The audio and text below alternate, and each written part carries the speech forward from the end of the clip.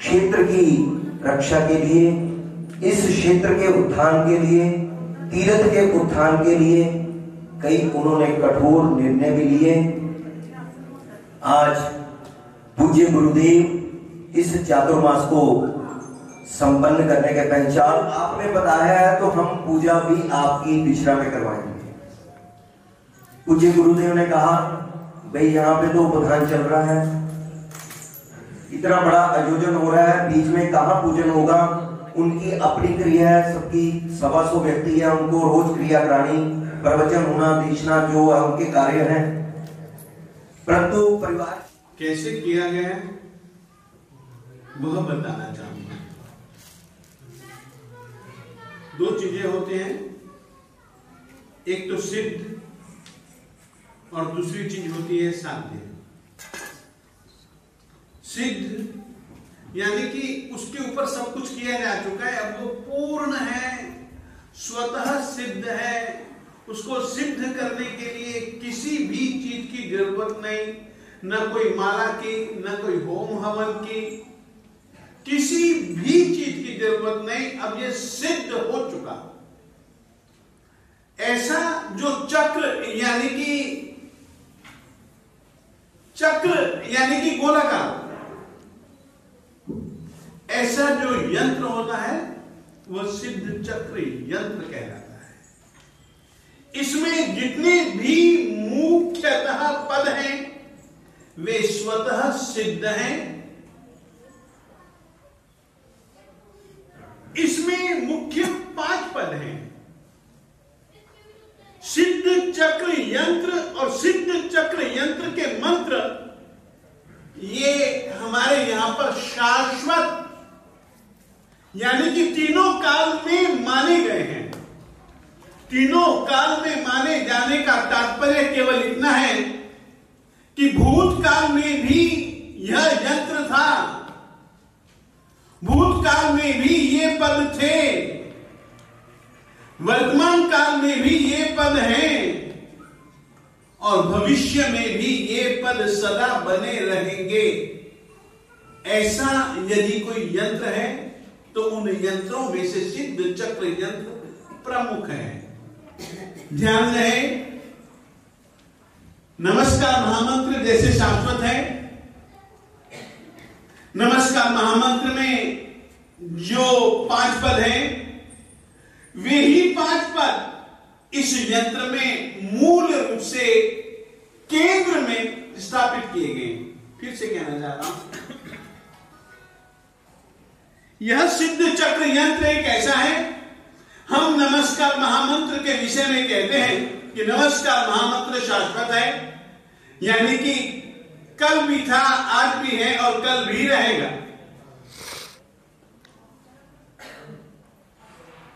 ऐसा नमस्कार महामंत्र, उस नमस्कार महामंत्र में जो मूल पद हैं वे 5 हैं।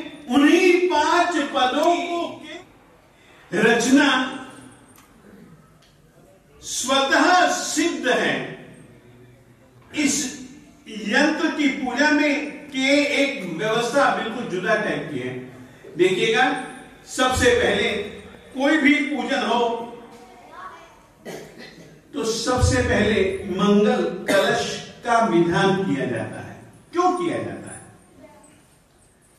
पंजाब के श्री गुरुदेव श्रीमद विजय वल्लभ सुरेश्वर जी महाराज साहेब, उन्होंने अपनी जिंदगी में कई पूजन पढ़ाए, कई पूजन कराए, आग्रह रखा कि सबसे पहले मंगल कलश।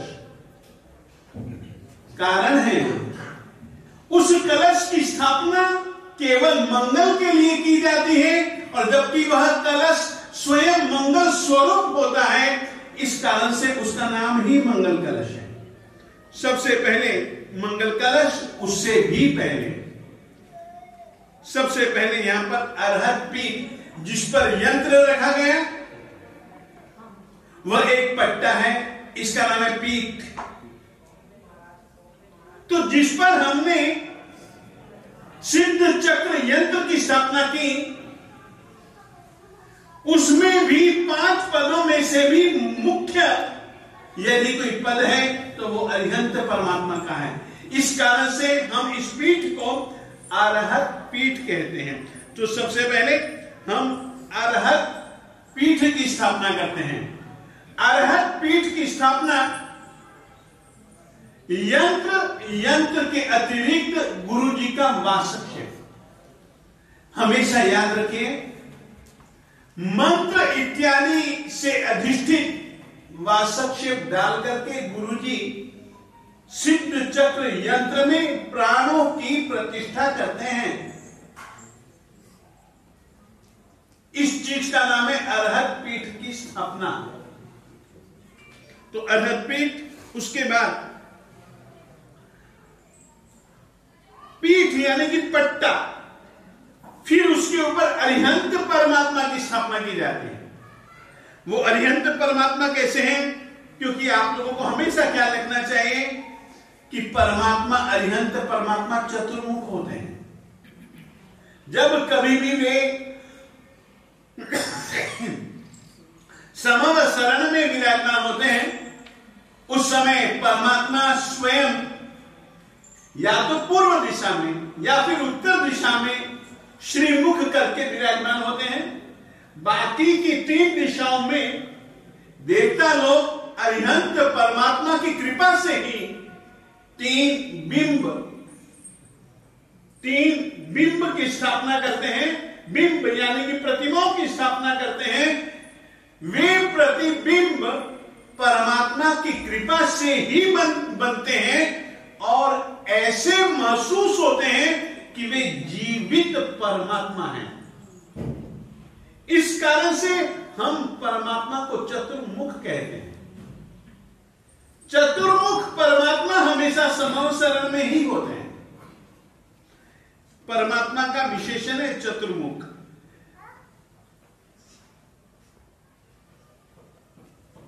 इसके अतिरिक्त एक दूसरा विशेषण बहुत सुंदर है। विशेषण तो कई हैं, परंतु इसमें से एक दूसरे विशेषण की मैं चर्चा करना चाहता हूं, देवादिदेव।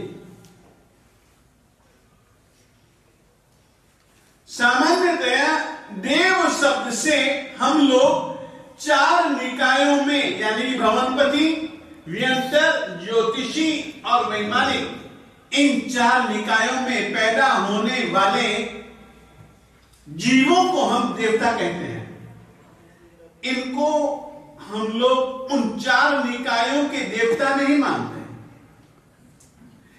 ये देवता ऐसे हैं जो कि किसी देव निकाय में तो नहीं जन्मे तो मनुष्य जन्म में जन्मे, मनुष्य निकाय में जन्मे, परंतु मनुष्य निकाय में जन्म लेकर के भी जो उन देवताओं के द्वारा भी पूजे गए, जो उन देवताओं के द्वारा भी अपने नायक माने गए, ऐसे एक व्यक्ति को जो कि जन्म से लेकर के नहीं, गर्भ में जब से आया तब से लेकर के जब तक निर्वाण स्थिति को उन्होंने प्राप्त नहीं किया, तब तक देवता इनकी सेवा में हमेशा लगे रहते थे। ऐसे ही आत्मा को, और जो अपने गुणों के द्वारा, जो अपनी विशेषताओं के द्वारा, जो अपने कार्यों के द्वारा, जो अपनी हृदय में जीव मात्र के प्रति छुपी हुई हित भावना के द्वारा हर कोई उसको अपना मानता था, ऐसी आत्मा को हम देवादि देव कहते हैं। देवताओं के द्वारा भी जो अपने से बहुत बड़ा, सर्वमान्य, सर्वपूज्य ऐसा कोई व्यक्ति, उसका नाम होता है देवादि देव। पशु भी इसके पास, पंछी भी इसकी धर्म देशना को सुने, मनुष्य भी इसकी धर्म देशना को सुने, नारियां भी, देव और देवियां भी। इनके सिवाय हम अरिहंत की यंत्र में स्थापना करते हैं, वे अरिहंत परमात्मा कैसे हैं? हम अरिहंत की स्थापना करते हैं, कोई पार्श्वनाथ स्वामी जी की स्थापना नहीं करते। महावीर स्वामी जी की स्थापना नहीं करते, हम आदिनाथ जी की स्थापना नहीं करते, हम अरिहंतों की स्थापना करते हैं। अरिहंतों की स्थापना का तात्पर्य तीनों कालों में जितने भी अरिहंत हुए, अरिहंत हैं, अरिहंत होंगे, उन सब की स्थापना। इसका नाम है अरहत स्थापना। फिर से कहना चाहता हूं, आप लोग कितनों को जानते हैं? आदिनाथ जी से लेकर के भगवान महावीर स्वामी जी तक नाम जानते हैं। ज्यादा होगा तो वर्तमान काल में विहरमान भगवान श्री सिमंदर स्वामी जी से लेकर के 20वें विहरमान तीर्थंकर के नाम जानते हैं। परंतु आज परम सौभाग्य है, हम भूतकाल में जितने भी तीर्थंकर हो गए, वर्तमान काल में जितने भी तीर्थंकर विहरमान हैं, और भविष्य काल में जितने भी तीर्थंकर होंगे, सबकी स्थापना हमने अपनी भाव सृष्टि से की है। वो कैसे होते हैं? देखिए, शब्द सुनिएगा, किसी का नाम नहीं है, लिखा है अनादि अनंतेभ्य।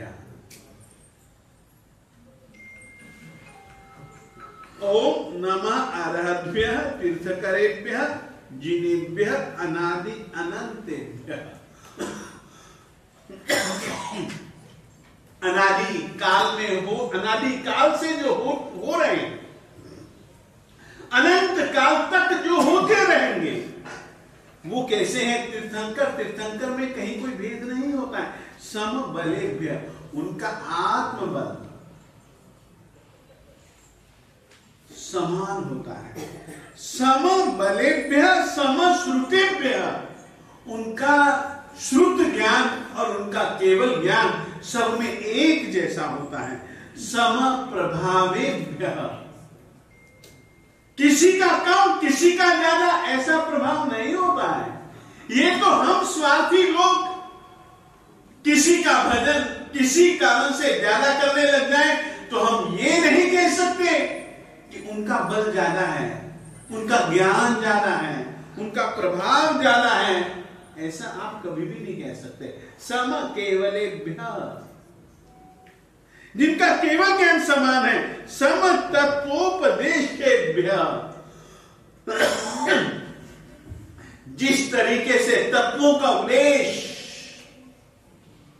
परमात्मा श्री आदिनाथ स्वामी जी ने दिया, जैसा उपदेश आदिनाथ स्वामी जी से लेकर के देवादिदेव परमात्मा श्री पार्श्वनाथ स्वामी जी तक की आत्माओं ने दिया, तीर्थंकर आत्माओं ने दिया, वैसा ही उपदेश तत्वोपदेश श्रवण भगवान महावीर स्वामी जी ने दिया।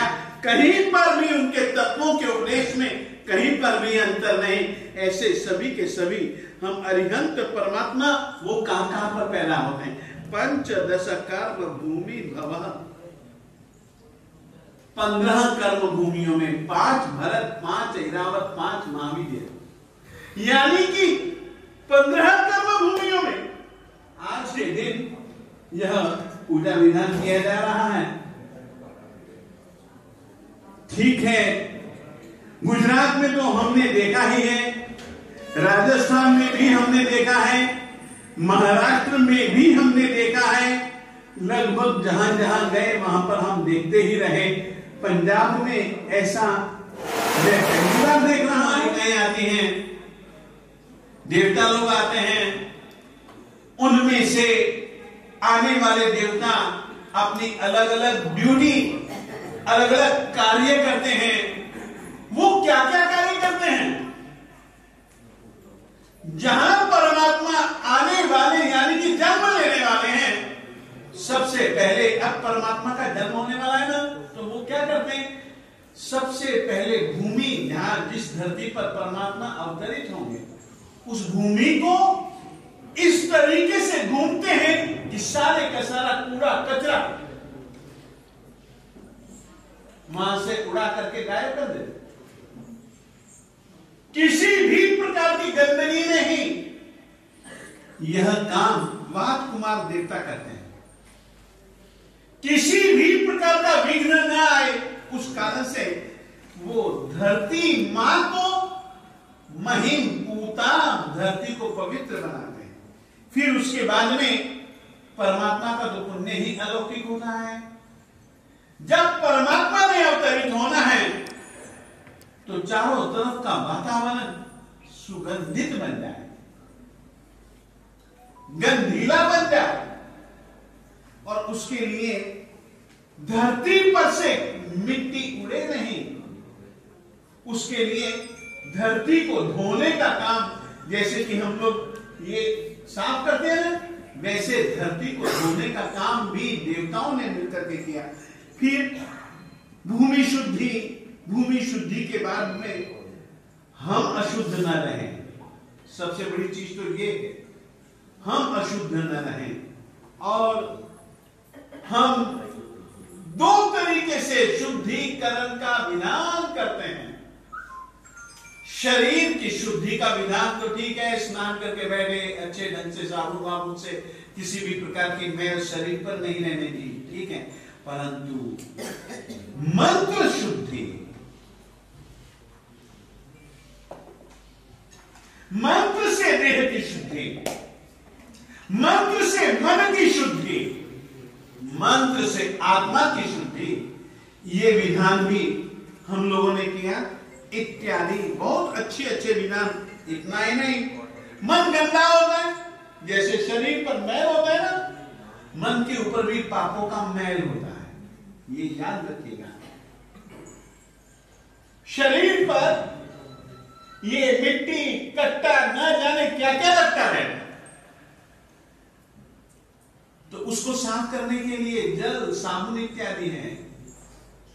मन की गंदगी, आत्मा की गंदगी को हम लोग पाप कहते हैं।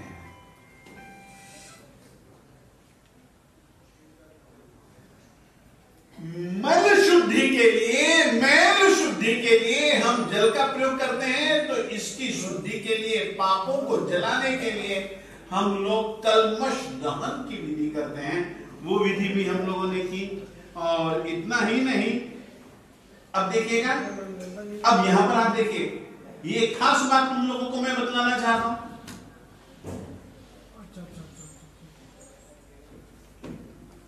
आप बैठेगा धरती पर, ठीक है ना, ये पृथ्वी तत्व हुआ।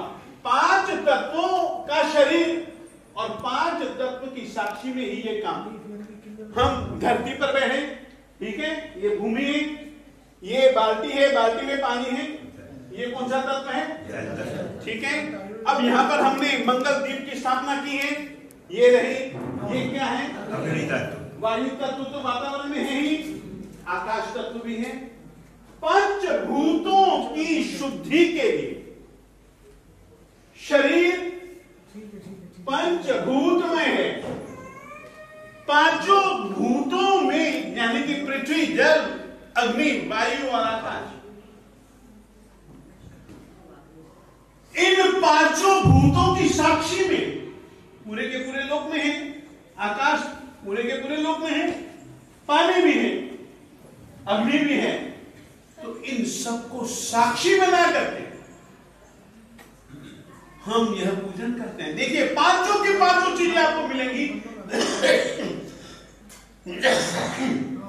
पृथ्वी, जल, अग्नि, वायु, आकाश। ये नहीं, यहां पर भी आकाश ही है, खाली जगह का नाम है आकाश।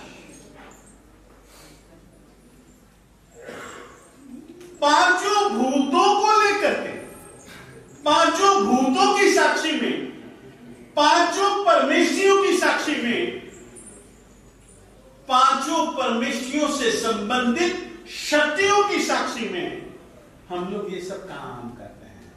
फिर हम इसके बाद इतने से ये तो सब हमारा प्रयोजन, किस लिए, कि हम बहुत शांति से अरिहंत का ध्यान धर सकें, सिद्धों का ध्यान धर सकें, आचार्य, उपाध्याय और साधुओं का ध्यान धर सकें। उसके लिए हम लोग सम्यक दर्शन, सम्यक ज्ञान, सम्यक चारित्र, सम्यक तप क्या है, आप किस रीति से इसकी उपासना करेंगे, इनका स्वरूप समझना पड़ेगा। और फिर उसके बाद में हमारे यहां सिद्ध चक्र यंत्र का पूजन चालू है। और सिद्ध चक्र यंत्र में मुख्य मूल रूप से देव, गुरु और धर्म तत्व, 3 तत्व हैं। अरिहंत और सिद्ध ये हमारे देव हैं। आचार्य, उपाध्याय, साधु ये हमारे गुरु जी हैं। सम्यक दर्शन, सम्यक ज्ञान, सम्यक चारित्र और सम्यक तप ये धर्म पद है। फिर से कहना चाहता हूं, जैन परंपरा में जैसे रत्नत्रयी है, रत्नत्रयी में सम्यक दर्शन, सम्यक ज्ञान, सम्यक चारित्र है, वैसे जैन परंपरा में तत्वत्रयी है। देव तत्व, गुरु तत्व और धर्म तत्व। ये जो सिद्ध चक्र यंत्र है वो देव, गुरु और धर्ममय है। इस तरीके से हम इसकी आराधना करते हैं और इनकी आराधना, इनके स्वरूप को समझने के बाद हम और कुछ नहीं करते। माला गिनते ना, कहा ना नमो निहंतानम की माला गिनो, नमो सिद्धानम की, नहीं कहा अभी? ये कहा जाता है ताकि तुम्हारा दिल इस दुनिया से परे हट करके इन नव पदों के साथ जुड़ जाना चाहिए। जैसे ये नव पद शाश्वत हैं, वैसे तुम भी इन शाश्वत स्थानों को प्राप्त करो। उसके लिए ये आराधना है मेरे देवताओं। ये छोटी मोटी आराधना नहीं है, शाश्वत, यानी कि भूतकाल में भी इनकी आराधना होती थी, वर्तमान काल में भी इनकी आराधना होती है, भविष्य काल में भी इनकी कहीं ना कहीं आराधना होती ही रहेगी। ऐसा यह हम इसके बाद में हम नव पदों का पूरा स्वरूप ख्याल में करते हैं। परंतु याद रखिएगा, ये जो कुछ भी हम करेंगे, कहां करेंगे? किसी न किसी क्षेत्र में बैठ करके ही करेंगे ना, किसी न किसी जमीन पर बैठ करके ही करेंगे ना। जैसे यहां पर चुना